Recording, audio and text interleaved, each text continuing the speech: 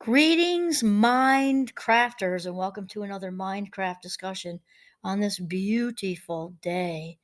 My name is Kimberly Quinn, and it is my honor and pleasure to really sort of follow through on my mission, which is to help people learn to become the boss of the brain. It is so important. We are the captains of our own ships, and we once we get a sort of a lasso around our thoughts, the rest is a downhill slide. It's super, super, so much easier once we get a grip on our thinking. So today, I really wanted to talk about kind of a continued discussion, I guess, but it's leading us into a new area about the power of small wins.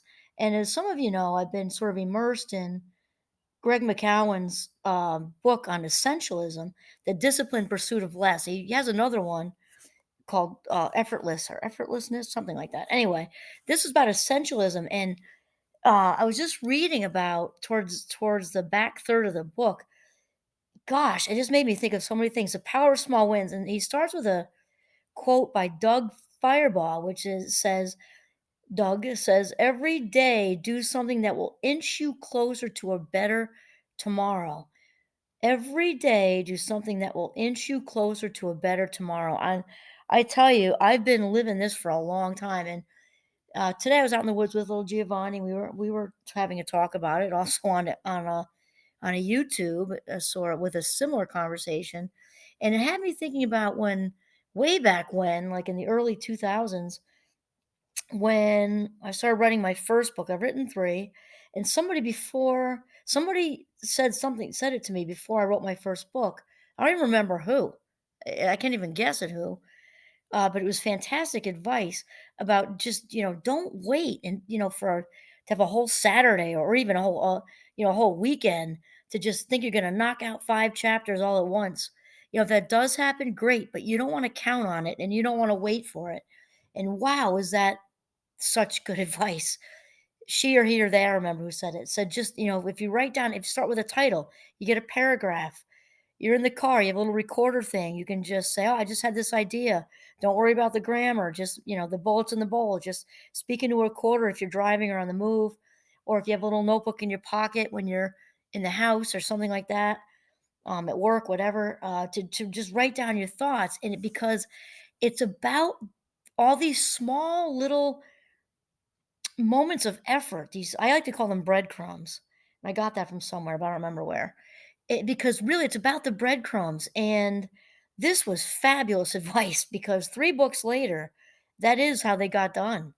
They got done by making by small wins. If one of the kids were napping, um, or it happened to be a rainy day, and you just had that chance to, maybe they were just, reading quietly or something like that, and you got the chance, or maybe, uh, my husband's parents came to visit and they took the kids out for the day.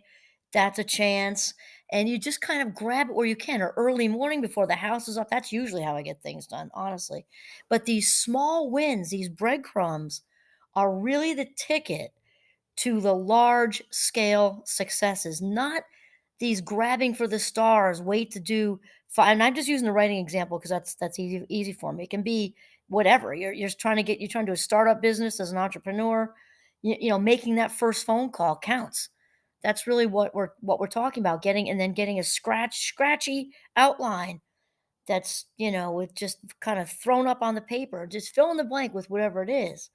But it's when we have these ideas, we're just gonna, grab it all and have some big knockout outcome that usually doesn't go that way. Not that it can't, but probably it won't. The biggest successes happen from, sort of emerge from, the trail of breadcrumbs or small wins. And then Greg McGowan shares with us this piece. He says, research has shown that all forms of human motivation, the most effective one is, out of all the forms of human motivation, the most effective one is progress. Why? Because a small concrete win creates momentum and affirms our faith in our further success. In his 1968 Harvard Business Review article entitled One More Time, How Do You Motivate Employees? Among the most popular Harvard Business Review articles of all time, Frederick Hertzberg reveals research showing that the two primary internal motivators for people are achievement and recognition for achievement. People have such a thing with like that that's so bad. If it's authentic, you're authentically recognized. I think that's fills us, lifts the spirit, fills us, feeds us, whatever, all of it. And then Greg says, more recently, Teresa uh I'm not sure I'm going to say this right. Teresa Amabile and Stephen Kramer gathered anonymous diary entries from hundreds of people and covering thousands of workdays. On the basis of these hundreds of thousands of reflections, Amabile and Kramer concluded that everyday progress, even a small win, can make all the difference in how people feel and perform. Of all the things that can boost emotions, motivation, and perceptions during a workday, the single most important is making progress in meaningful work. I mean, that's absolutely it. So, basically, in a nutshell, and that's wonderful because it's important to bring in stats once in a while, research-based narratives too, because it gives the backbone to what we're talking about, right? And so that was a really good backbone. So basically, it's human nature that we've got to feel like we're getting somewhere. I mean, that's what we're talking about. I'm getting somewhere and it's meaningful. It's meaningful. This is the best, the best motivation is intrinsic motivation. We're motivated by meaning and purpose and then seeing that sense of accomplishment and feeling the fulfillment of that. And then Greg says, then we can use that momentum to work toward the next win and the next one and so on until we have a significant breakthrough. And when we do, our progress will have become so frictionless and effortless that the breakthrough will seem like overnight success. And then he says, as former Stanford professor and educator Henry B. Earring has written, my experience has taught me this about how people and organizations improve. The best place to look is for small changes we could make in the things we do often. There is power in steadiness and repetition. That makes me think of slow and steady wins the race, right? And of course, there are times when somebody can do some big grab for the stars and get it and shebang, but that is not how it is. Even in my fabulous 58 years, and I've certainly tried that because I'm in the Fast Mind Club, as you all know. I want it all yesterday, right? And just fast, fast, fast, and instant gratification. And over the years, I've had to really train my own brain, and which has been in that area. Obviously, in general, we're doing that, but in this way, it was definitely a challenge for a lot of years to really slow that stuff down and focus on the breadcrumbs. But let me tell you, and I still have to. I'm a work in progress. I still have to work at it. Um, Oh, and in fact, I'm working on quite a big project now, and I just said to the fellas that I'm working with, I said, I'm really enjoying the breadcrumbs. And they said, what? This is about recordings. I'm not going to get into the whole project thing because to be announced eventually. And they said, and I said, oh, just this day in the studio doing these recordings, and I'm just enjoying every minute of it. Even when we take 2, take 3, take 10, whatever it is, and all the conversation in between, all the off the record conversations, and finding out about their lives. There's this one young man from the Big Apple, right? He's got a very interesting life, and then the other one um, from somewhere else, New England, I don't remember where, and also very interesting. And the whole process has been interesting. And they said, so I explained that to them. I'm just looking. I just all of this is so thrilling, just all the small talk and the talking shop and the filming and everything. And they said, wow, I don't know that we've ever had anybody say that before. You're about the journey. I said, I'm absolutely about the journey. And I'm not going to say that obviously the end product, that launch of, let's say, fill in the blank with whatever it is you're doing. You launch that children's book, you have a book signing, and it's exciting, and everybody in your life is there, and also the public is there. Or you launch your business, have a grand opening, it's a restaurant, whatever. Obviously, that's huge and big and exciting. But that manifestation piece is actually a small, very small fragment of the all the effort you put in from the beginning. Think about that.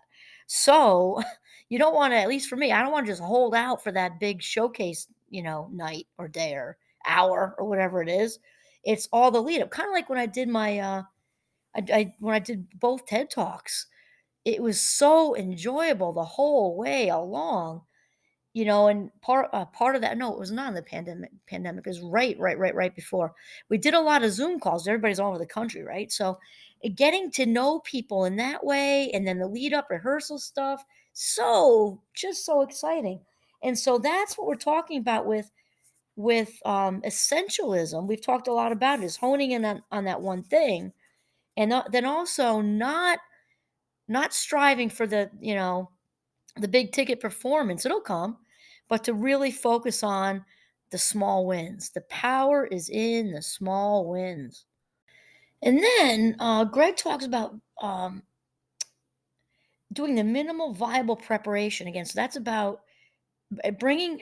This is actually me saying this right now too, about the bringing success. He is too, bringing success to each thing you do. So that's my intention typically on any given day, is to bring success to everything I do. So it means if you're doing one little itty bitty piece, focus on that, like that's the end product. And I know a lot of famous athletes do that. I know Michael Jordan does that. I know that or did that, does that, and that Michael Phelps did that. They rehearsed. I'm saying rehearse. They're obviously, the word is practice in sports. Rehearse though, because that's what they're doing, as if it's a game or it's a swim meet. So then when it actually comes, it's no big deal, even when it's the Olympics, because you're just in such a routine in it.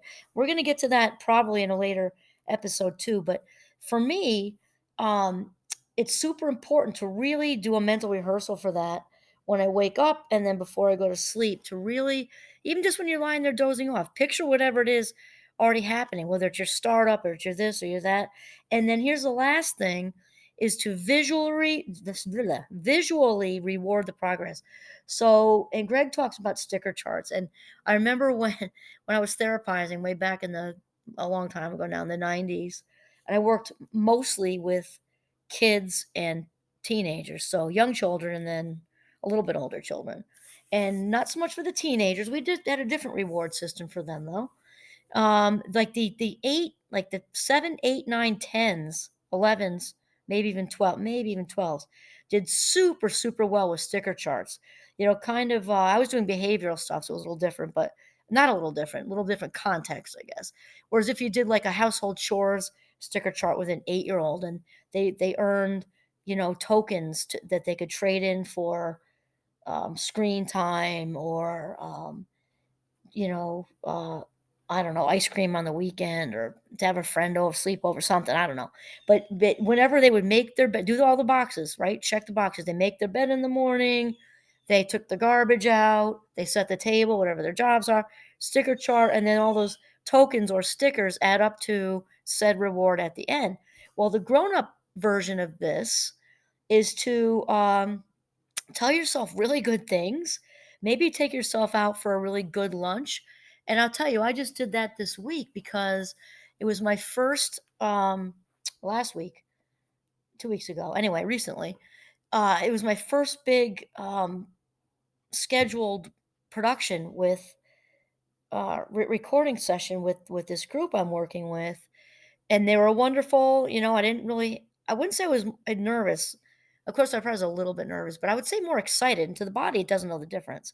I was just so super excited, and it went very well, and went very well, very well. And at the, I just kind of then I was just overtaken. I don't do this a lot.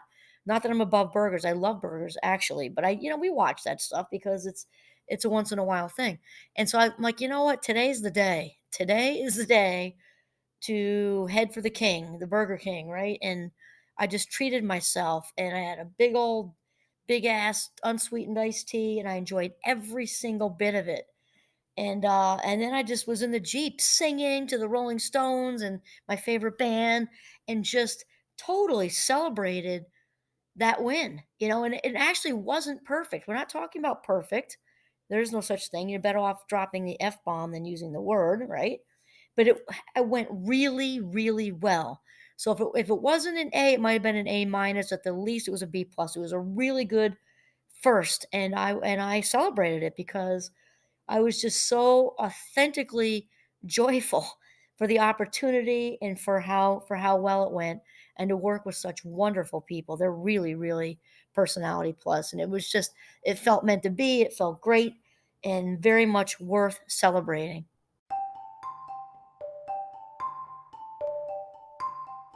Okay, so that was a super awesome conversation.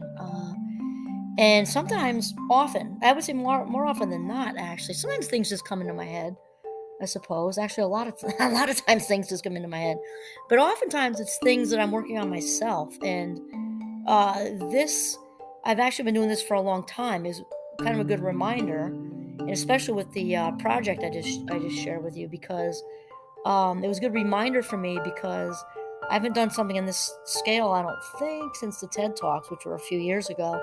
And so it was a reminder to just slow it down. That's not easy for me, to be honest with you. It just isn't. I have a very fast processing speed. And that's part of the reason I celebrated with the king, because I was proud of myself that I wasn't outcome focused. That isn't the best way to be, right? We want our needs on the inside, not the outside, because then we know we can meet them, right? So the bar was set at do my best on the inside. I reached it and celebrated, and so it was just an all in all really good reminder, really good conversation for me to have also. So thank you for listening, and this is Kimberly Quinn signing off from Northern Vermont. Have a mindful day.